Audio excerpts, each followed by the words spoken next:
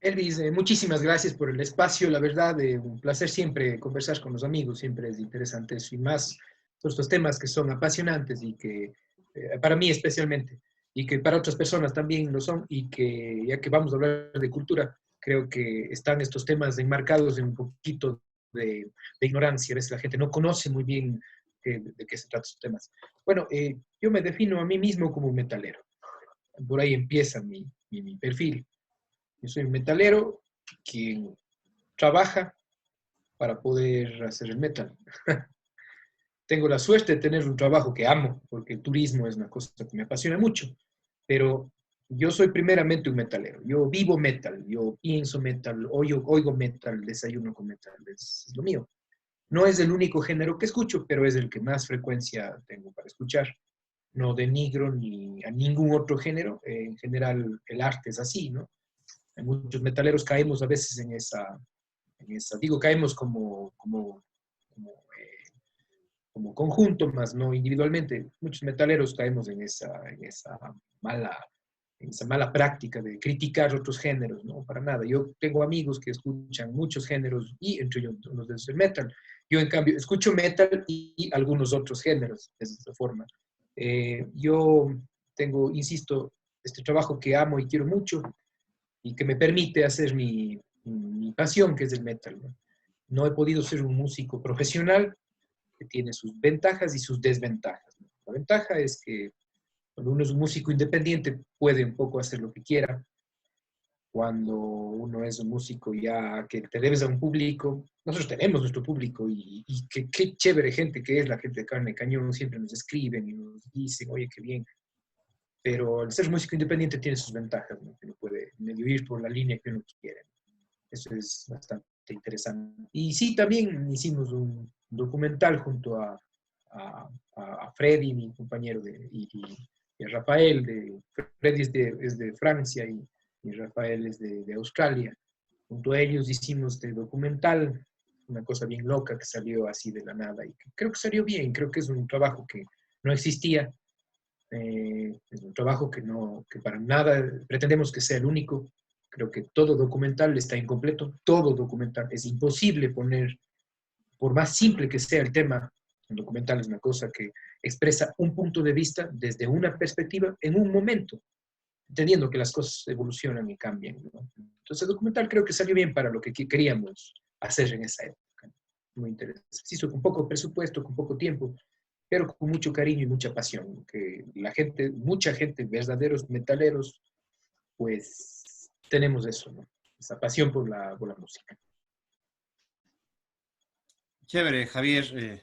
Muchísimas gracias por este primer momento que es tu presentación e ir profundizando ya en los temas de lo que es el metal y el rock. Eh, bueno, de alguna manera, según yo no soy un especialista en el tema, cabe recalcar, no conozco más que la parte superficial del metal, del rock quizás un poquito más desde una perspectiva histórica. Yo no soy músico, pero me gusta mucho el rock, especialmente el rock suave, el rock, no sé cómo llamar, el pop rock, creo que sería el de Héroes del Silencio, Ángeles del Infierno, Rata Blanca. Bueno, Uf, algunos tienen un chévere. poco de metal, pero hay otro metal más pesado, sí, me parece a mí. Pero bueno, yo quisiera primero preguntarte algo, y si es que no conoces, pues no hay problema, continuamos con el otro tema, pero ¿cómo, ¿cómo inicia la historia del rock y del metal? ¿Sí? ¿En qué países, en qué años, en qué época? ¿Y cómo llega a nivel internacional después acá al Ecuador? Y después podríamos hacer otra parte que es ya lo que es Azuay y tu documental. Pero antes de ir al documental y conversar sobre eso, y tu banda también de paso, tienes una banda, pero quisiera que hagas una memoria histórica, ¿sí? Una recopilación histórica de lo que es el metal y el rock.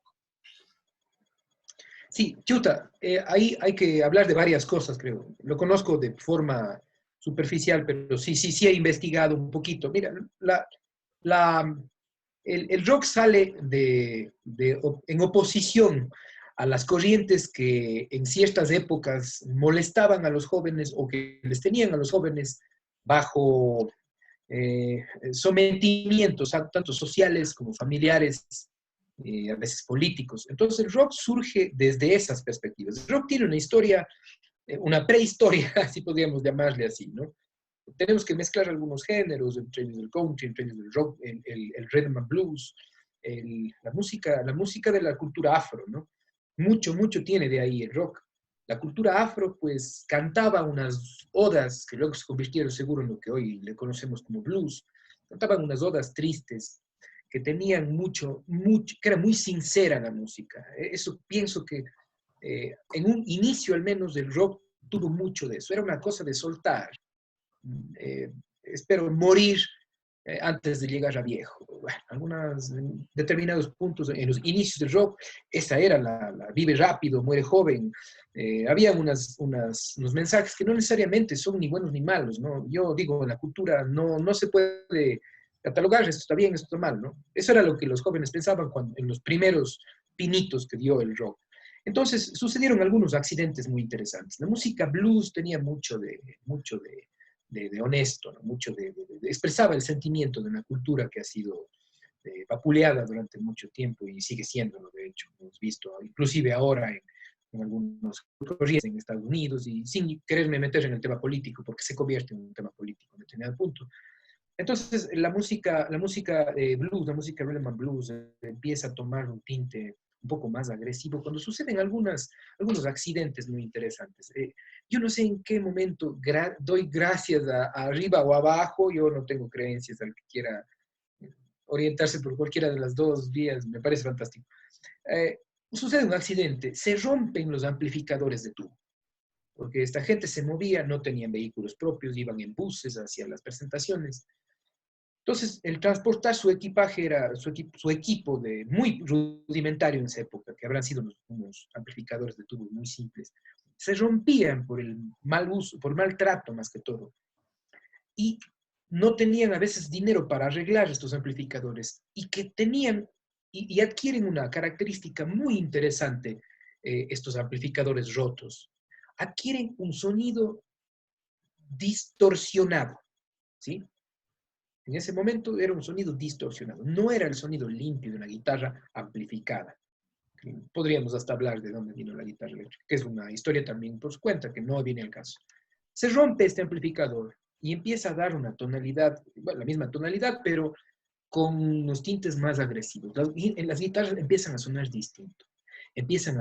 Aparece el famoso sustain. La guitarra sonaba más tiempo, se quedaba sonando. Como el amplificador estaba roto y generaba choque de frecuencias y la ruptura del sonido mismo, por ese sonido, la guitarra quedaba sonando más tiempo y adquiría un gruñido que le gustó a algunas personas. De hecho, algunas personas ya no arreglaron el amplificador, les gustó cómo quedaba sonando. Y eso le dio un toque más agresivo a estos cantos, hasta tristes desde cierta perspectiva. Después, al ver esta maravilla que sucedió sin darse cuenta, la gente empieza a emular esos sonidos. Y esta vez a propósito, empiezan a estudiar qué pasó con los amplificadores y qué era lo que pasaba con el sonido. Y es de donde nace la distorsión. La distorsión, para alguien que a lo mejor nunca en su vida haya escuchado una distorsión, se han hecho pruebas, te cuento, se han hecho estudios. Por ahí leí alguna vez que han tomado a nativos de algunas regiones que nunca en su vida han escuchado otra música que no sea la suya propia. Y hacen escuchar el sonido de una guitarra distorsionada. Y al principio les horroriza, ¿no? Sumado a la cruza de movimientos que había en esa época, como te digo, estamos hablando ya en los años 60, rebeldía del joven. Los padres decían, haces esto y eso se hace. No había chance de que un chico opine, no había chance de que un chico diga cómo quería vestirse. Empieza a surgir un movimiento rebelde que combina ya mensajes con estos cánticos tristes, un poco agresivos que toman, tinte ya con temas ya hasta sociales. Por ahí mezcla, a alguien le gustaba el country y se fusionan los géneros, ¿no es cierto? O sea, yo le veo como un grupo de científicos nucleares botando ingredientes al caldero y ¡pum! Propulsión a chorro, ¿no? Y surgen los primeros pinitos del rock, ¿no? El rock empieza a cantar sobre el amor, directamente, el amor se lo cantaba de otra forma antes, no era el amor sublime, el amor que es bueno, ¿no? Porque no, yo nunca reniego ningún sentimiento. Cuando uno le gusta a una chica, cuando uno está apasionado, pues tiene esa idealización que le hace a uno pues inspirarse. Este rock, en cambio, empieza a hablar del amor sexual, del amor explícito, ¿no?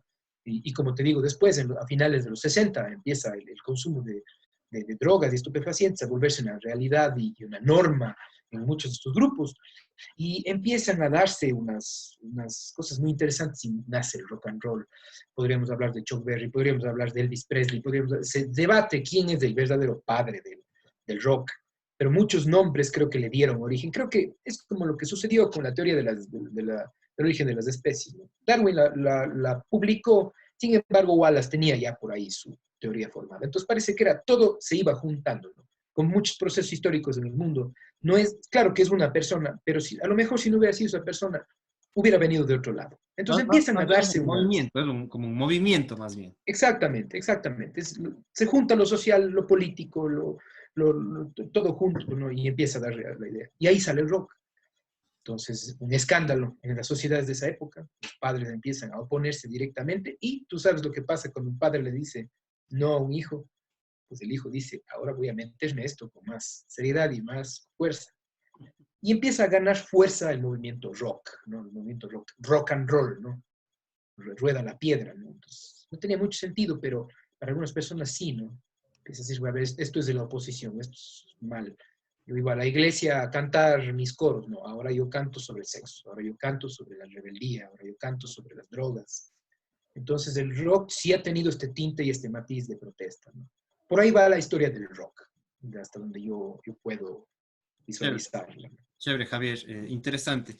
Y además, tú has contextualizado un tiempo, pero también hay que contextualizar un espacio que fue Inglaterra y Estados Unidos. Estados Unidos, definitivamente. ¿Sí? Entonces, esos son los dos países que más tuvieron relevancia con los Beatles, como ya dijiste, Elvis Presley, pero más allá de Elvis Presley, también, como tú mismo dijiste, hay otra gente que de pronto no es tan famosa, pero que siempre en la década de los 50, especialmente 40 y 50, fue un movimiento más que una persona. Sí, fue Exactamente. Elvis Presley más bien fue como el que la imagen, digamos, más que o sea, la imagen, pero alrededor de eso estaban otras personas que eran muy importantes y que de pronto no salían en ciertos medios de comunicación, pero que también eran relevantes. De ahí en los 60s y 70s ya viene, qué sé yo, de pronto en Inglaterra los mismos Beatles, después ya sale Pink Floyd, sale, no sé cuál más, Queen. Bueno, esto digo, yo conozco algo básico, sí he hecho un poco la historia del rock, he leído, y del metal se va fusionando con el metal, pero el rock también tiene su cierta independencia y sus límites entre el rock y el metal,